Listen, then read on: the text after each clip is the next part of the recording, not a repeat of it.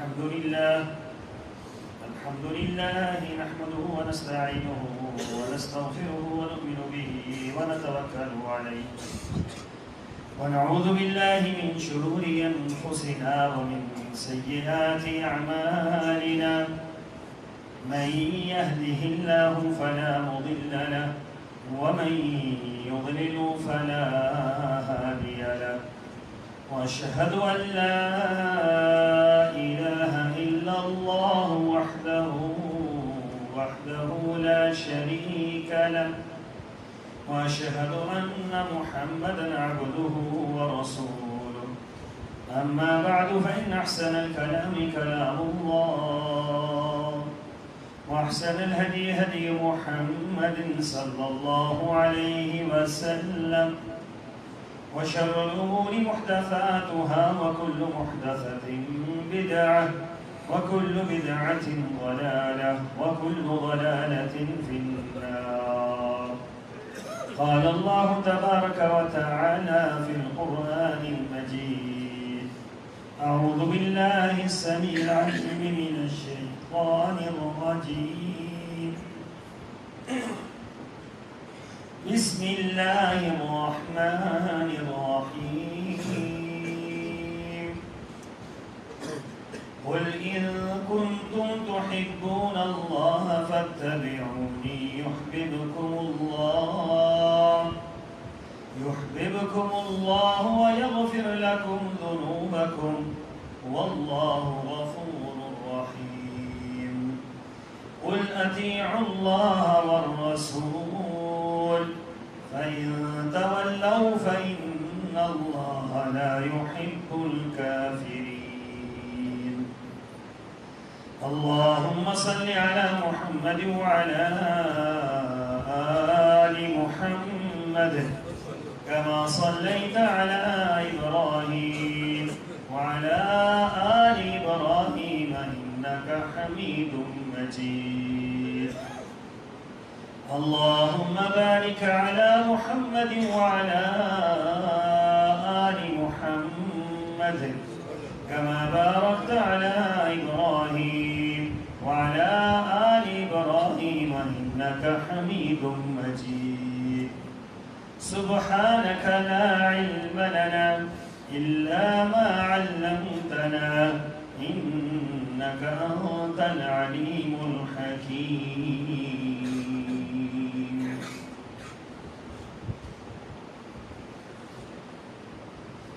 محمد صلی اللہ علیہ وسلم آپ کہہ دیجئے کہ اگر تم اللہ سے محبت رکھتے ہو تو میری پیروی کرو.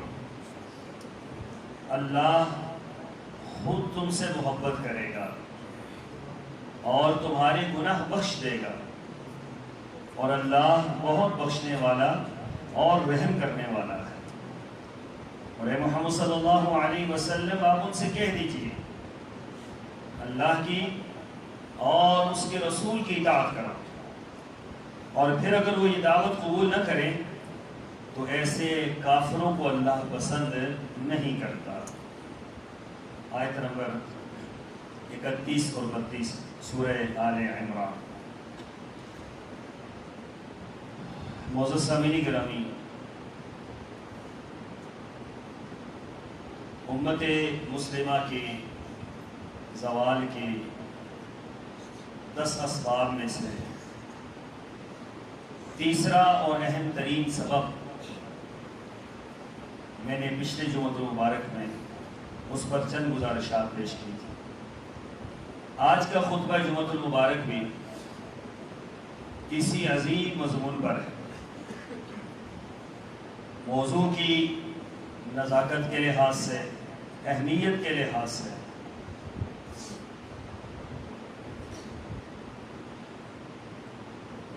اور ہر طرح کے حالات کی موافقت کے لحاظ سے جو حالات نظر آ رہے ہیں، میری گزارش یہ ہے کہ انتہائی توجہ کے ساتھ، انہماک کے ساتھ آپ گفتگو سماعت فرمائیں، اور ساتھ اللہ تعالیٰ سے یہ بھی دعا فرمائیں کہ اللہ تعالیٰ جو کچھ ہم کہتے ہیں پہلے ہمیں اور پھر ہم سب کو اس پر عمل پیرا ہونے کی توفیق عطا فرمائے۔ جلدی تشریف لایا کریں۔ جلدی سے مراد یہ ہے کہ امام خطبے پر جب ممبر پر بیٹھتا ہے اور خطبہ شروع ہو جاتا ہے تو جمعے کے دن کی جو خاص اہمیت ہے، جو خاص پروٹوکول ہے جمعے کا، کہ جمعے کے دن خاص فرشتے آتے ہیں اور آ کر وہ آپ کی حاضری لگاتے ہیں۔ وہ فرشتے حاضری نہیں لگاتے، وہ خود بیٹھ جاتے ہیں خطبہ سننے کے لیے، اور اس سے آپ کا نام درج ہونے سے رہ جاتا ہے۔ اس لیے میری گزارش یہ ہے کہ ہمیشہ کوشش یہ کریں کہ امام خطبہ بعد میں شروع کرے، آپ پہلے امام کے سامنے بیٹھے ہوئے، تو اس سے انشاءاللہ آپ کا اجر کبھی ضائع نہیں ہوگا۔ اللہ ہمیں عمل کی توفیق عطا فرمائے۔ گزارش میری یہ ہے کہ رسول اللہ صلی اللہ علیہ وسلم کا مبارک دین ہمارے لیے اللہ کی بہت بڑی نعمت ہے۔ ایسے پیغمبر کا امتی بنایا کہ جس پیغمبر نے 23 سال کے اندر زندگی گزارنے کا ہر طریقہ اور سلیقہ ہمیں بتلا دیا۔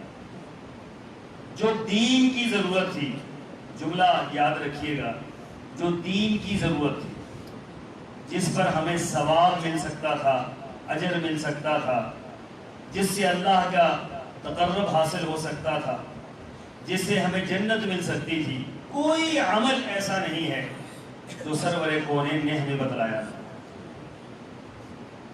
اللہ تعالیٰ نے آپ کو اس بات کا پابند کیا، یا ایھا الرسول بلغ ما انزل الیک من ربک، اے محمد صلی اللہ علیہ وسلم، جو اللہ تعالیٰ نے آپ کو بتلایا ہے، آپ پر نازل کیا ہے، آپ آئیے اس کو پہنچا دیجیے۔ بلغ ما انزل الیک من ربک، یہ نہیں تھا کہ اللہ کے رسول صلی اللہ علیہ وسلم کچھ باتیں بتلا دیں اور کچھ نعوذ باللہ من ذالک چھوڑ دیں، یا اللہ تعالیٰ کچھ باتیں آپ کو بتلا دے اور کچھ اللہ بھول جائے۔ ایسا ممکن ہو سکتا ہے؟ وما کان ربک نسیا، آپ کا رب بھولنے والا نہیں ہے کہ آپ کے رب نے کوئی چیز دین بنانی ہو اور پھر آپ کا رب اس کو دین نہ بنائے یا اس کو چھوڑ دے اور لوگوں پر چھوڑ دے کہ لوگ بعد میں آ کر اس کو دین بنا لیں۔ وما کان ربک نسیا، آپ کا رب بھولنے والا نہیں ہے۔ اور پھر سرکار دو عالم صلی اللہ علیہ وسلم، یا ایھا الرسول بلغ ما انزل الیک من ربک، فرمایا محمد صلی اللہ علیہ وسلم آپ تک جو دین ہم نے پہنچا دیا آپ اس کو آگے پہنچا دیجیے۔ وَإِن لَّمْ تَفْعَلْ فَمَا بَلَّغْتَ رِسَالَتَهُ، اور اگر آپ نے یہ دین نہ پہنچایا لوگوں کو تو آپ نے رسالت کا حق ادا نہیں کیا۔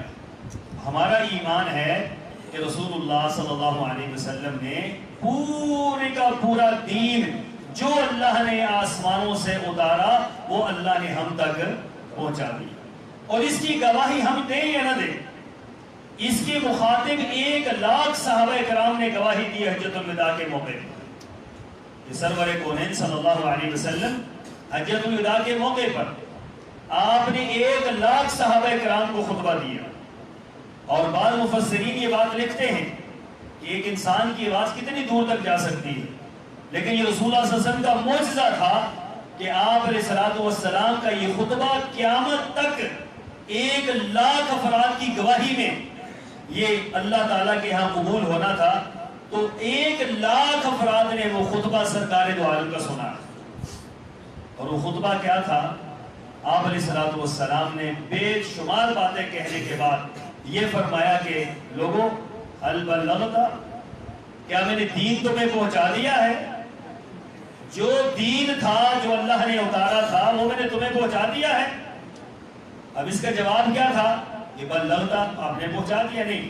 صحابہ کرام پر قربان جائیں، یہ اصل میں صحابہ کرام کا معاملہ بڑا عجیب تھا، اور صحابہ کرام رسول اللہ صلی اللہ علیہ وسلم کے ساتھ جو منسلک تھے، جو رسول اللہ سے عقیدت اور احترام کا تعلق تھا، اس میں صحابہ کرام نے ایک بات آگے بڑھ کر کہی، اور وہ کیا تھی؟ اے اللہ کے رسول صلی اللہ علیہ وسلم، آپ نے دین پہنچایا نہیں، پہنچانے کا حق ادا کر دیا۔ اور وہ حق کیسے ادا کیا؟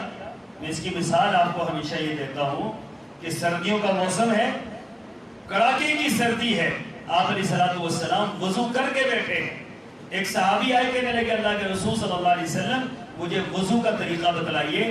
تو آپ نے بیٹھ کر اسی طریقے سے نہیں سمجھایا کہ اتنا اس طرح منہ دھو لو, اس طرح ہاتھ دھو لو. آپ نے صحابہ کرام سے پانی منگوایا اور پانی منگوا کر مکمل وضو کر کے بتلایا کہ یہ اس طریقے سے وضو کرنا ہے. اسی طریقے سے ایک صحابی آئے اللہ کے رسول صلی اللہ علیہ وسلم نماز کا طریقہ بتلائیے. آپ نے یہ نہیں فرمایا اس طرح پڑھنا اس طرح پڑھنا, آپ نے فرمایا ٹھہر جاؤ ہمارے ساتھ, ہمارے پیچھے نماز پڑھو, جس طریقے سے میں نماز پڑھوں گا اس طریقے سے تم نے نماز پڑھنی ہے. صلو کما رأیتمونی اصلی, نماز اس طرح پڑھو جس طرح مجھے پڑھتے ہوئے دیکھا ہے. ایک صحابی اسی طرح آئے کہ اللہ کے رسول صلی اللہ علیہ وسلم نماز کے اوقات بتلائیے کہ کون کون سے اوقات میں نماز پڑھنی ہے. آپ نے فرمایا 2 دن ہمارے پاس ٹھہر جاؤ.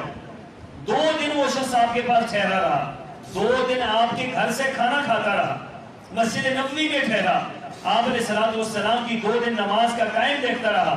2 دن کے بعد آپ نے بلایا اور بلا کر فرمایا یہ جو 2 دنوں میں نے نماز پڑھی ہے یہ وقت ہے نماز پڑھنے کا, ان اوقات کے اندر نماز پڑھنی ہے. تو سرکار دو عالم صلی اللہ علیہ وسلم نے ایک ایک بات پر عمل کر کے بتلایا. ایسے نہیں تھا کہ آپ نے صرف زبان سے بتلا دیا, عمل کر کے بتلایا اور باقاعدہ طور پر بار بار بتلایا. لیکن ہمیں ایک جملہ کہنے کے بعد دوسرا نہیں دہراتا. اس کی وجہ یہ ہے کہ میں سمجھتا ہوں کہ میری خطابت کہیں خراب نہ ہو جائے. جو تمہیں تو خطیب ہو نا, آپ بھی دیکھ رہے ہیں کہ عشاء صاحب ایک جملہ بار بار دہرا رہے, غالباً ہو سکتا ہے یہ بھول گئے ہوں یا انہوں نے آج تقریر یاد نہ کی ہو یا آج انہوں نے تیاری نہ کی ہو. تو سرور کونین صلی اللہ علیہ وسلم پر قربان جائیں کہ ایسا نہیں تھا. آپ علیہ الصلوۃ والسلام ہر جملے کو 3 مرتبہ دہرایا کرتے تھے اور پھر پوچھا کرتے تھے کہ کیا تمہیں بات سمجھ آ گئی ہے. اگلے کہتے تھے ہاں سمجھ آ گئی ہے, پھر آپ علیہ الصلوۃ والسلام بس کرتے تھے. تو یہ آپ کے سمجھانے کا انداز تھا. اور یہاں تک کہ آپ نے اس قدر باریک بینی کے ساتھ دین بتلایا, اس قدر باریک بینی کے ساتھ کہ کفار آپ کی اس عمل کو دیکھ کر پریشان ہو گئے. وہ کیسے؟ حضرت سلیمان فارسی رضی اللہ تعالیٰ عنہ فرماتے ہیں کہ ایک یہودی نے مجھے تانا مارا, اور تانا کیا تھا کہ تم تو اس پیغمبر کو مانتے ہو جو تمہیں پیشاب کرنے کا طریقہ بھی بتلاتا ہے. اب دیکھیے نا, تانا کیا تھا کہ تم اس پیغمبر کو مانتے ہو جو تمہیں پیشاب کرنے کا طریقہ بھی بتلاتا ہے. آپ یقین جانیے, مجھے اس بات کا یقین ہے کہ آج باپ اپنے بیٹے کو پیشاب کرنے کا طریقہ نہیں بتلاتا, استنجا کرنے کا طریقہ نہیں بتلاتا, فرض غسل کرنے کا طریقہ نہیں بتلاتا. کیوں؟ ہم یہ سمجھتے ہیں کہ ہمیں شرم آتی ہے. یہ شرم کا معاملہ تو نہیں ہے, یہ تو دین کا معاملہ ہے. دین اسی طریقے سے چھپ گیا, دین اسی طریقے سے رہ گیا کہ ہم نے لوگوں کو دین بتلایا نہیں. بچہ ہوتا ہے تو اس سے شرم آتی ہے, بڑا ہوتا ہے تو اب یہ سیکھ چکا ہوگا, پورا ہوتا ہے اب یہ کیسے سیکھے گا. تو بات پوری زندگی ہماری ایسے ہی گزر جاتی ہے اور ہم دین سے نابلد ہو جاتے ہیں. پوری زندگی گزر جاتی ہے, ہمیں فرض غسل نہیں آتا کہ فرض غسل کیسے ہوتا ہے. پوری زندگی بیت جاتی ہے, ہمیں دعائیں نہیں آتی, سجدے کی دعا کیا ہے, رکوع کی دعا کیا ہے, اور اتحیات میں ہم نے کیا پڑھنا ہے, یہ دعائیں نہیں آتی.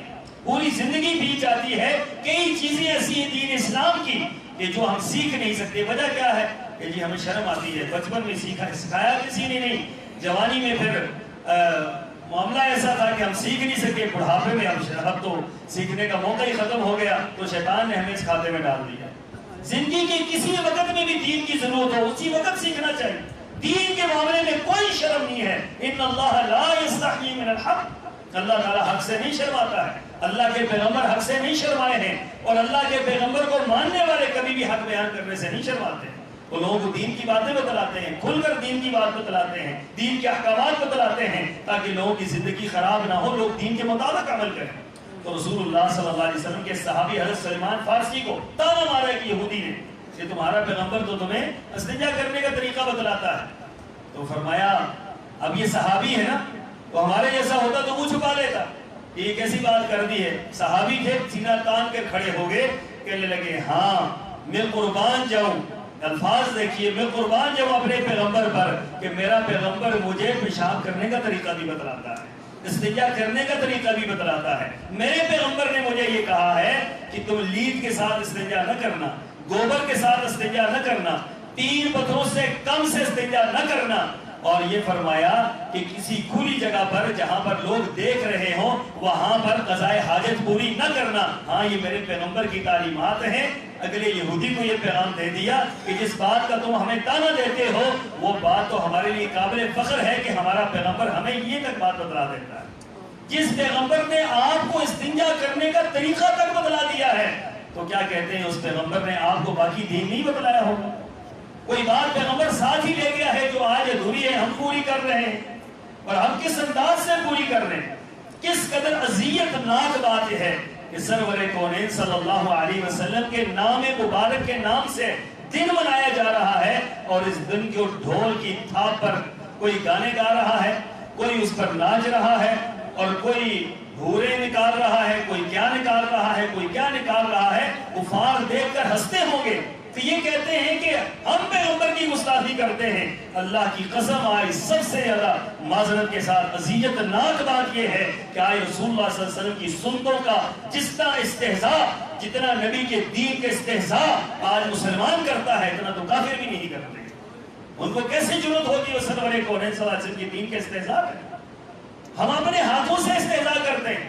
ہم نے خود بنایا ایک دین نئے طریقے سے, نئے طریقے سے عبادات کھا رہے ہیں, نئے طریقے سے دین کھا رہے ہیں, نئے نئے انداز کھا رہے ہیں. اور مولوی بڑی بڑی پگڑیوں والے اور بڑے بڑے جبوں اور کپوں والے وہ یہ سارے کے سارے کام کر رہے ہیں اور لوگ ان کے پیچھے چل رہے ہیں. سرکار دو عالم صلی اللہ علیہ وسلم نے فرمایا تھا لوگوں قرب قیامت میں اللہ تعالیٰ دین کو ویسے نہیں اٹھائے گا کہ اللہ قرآن کو اٹھا لے, اللہ حدیث کو اٹھا لے, ایسا نہیں ہوگا. اللہ تعالیٰ کیا کرے گا؟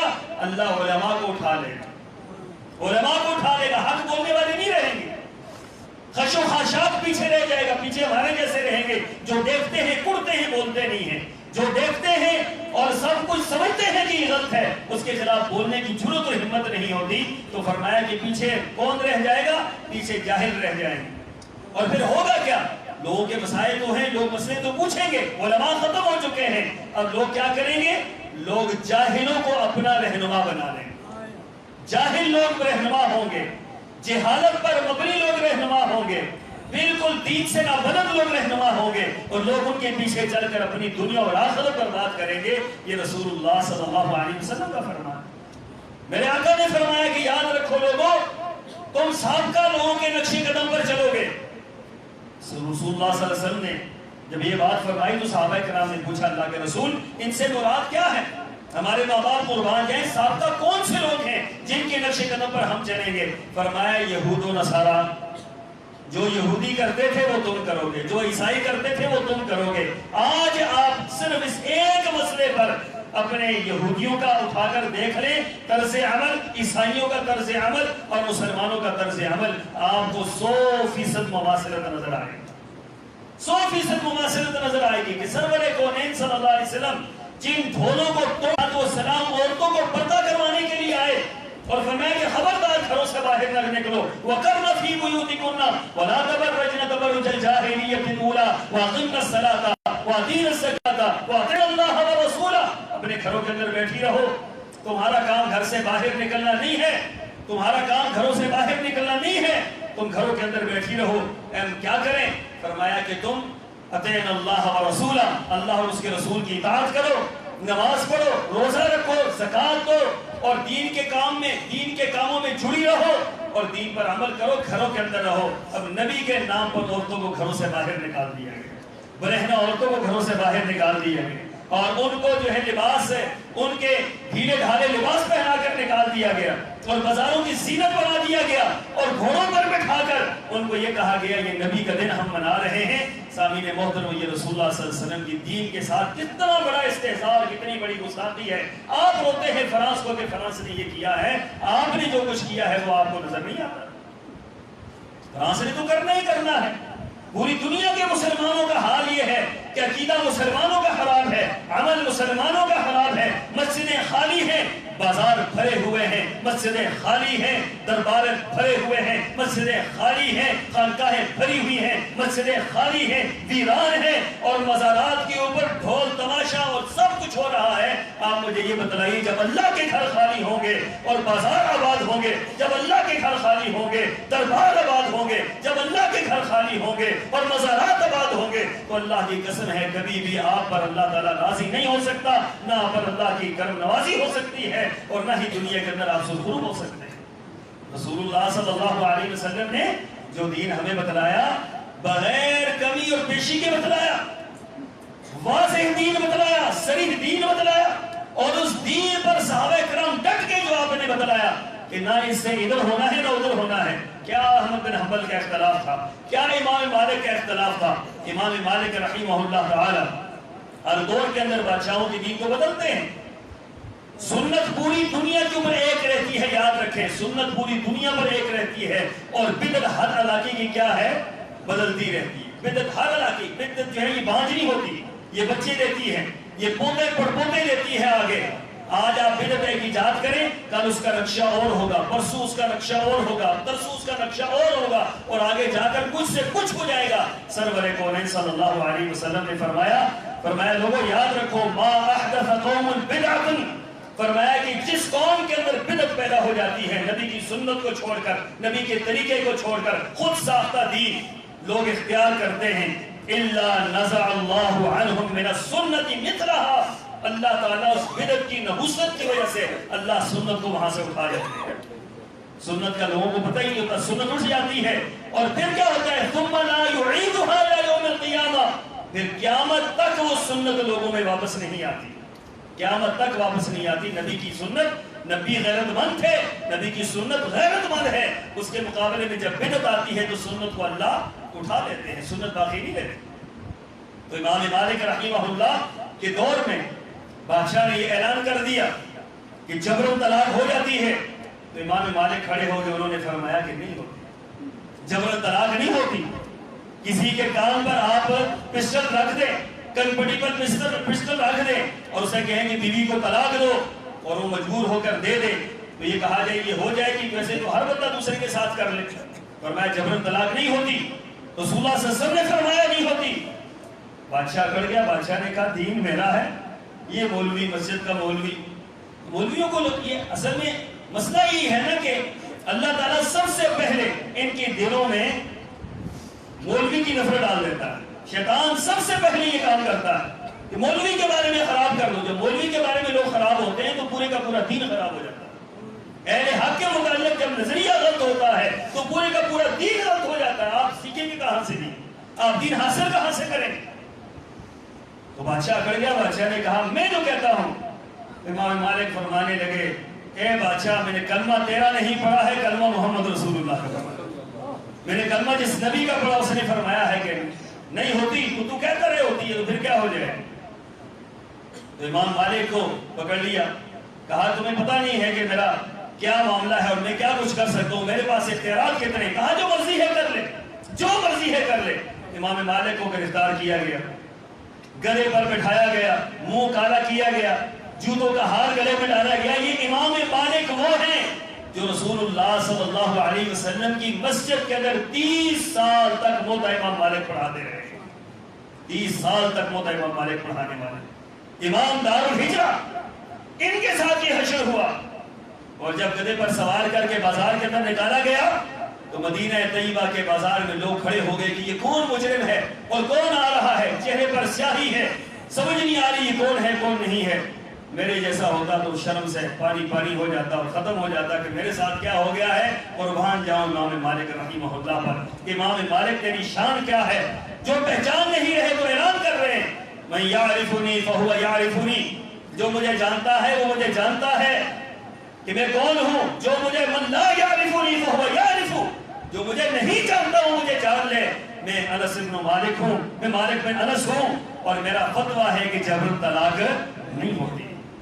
لوگ حیران رہ گئے کہ کمال ہے، کمال کی بات ہے کہ ایک بندہ اس حالت میں ہے اور ساتھ مارا بھی جا رہا ہے، لوگ آوازیں بھی کس رہے ہیں، بادشاہ کے کرندے مار بھی رہے ہیں، لیکن کلمہ حق بلند کر رہے ہیں کہ لوگوں جبرن طلاق نہیں ہوتی، کیونکہ یہ محمد رسول اللہ صلی اللہ علیہ وسلم کا فتویٰ ہے۔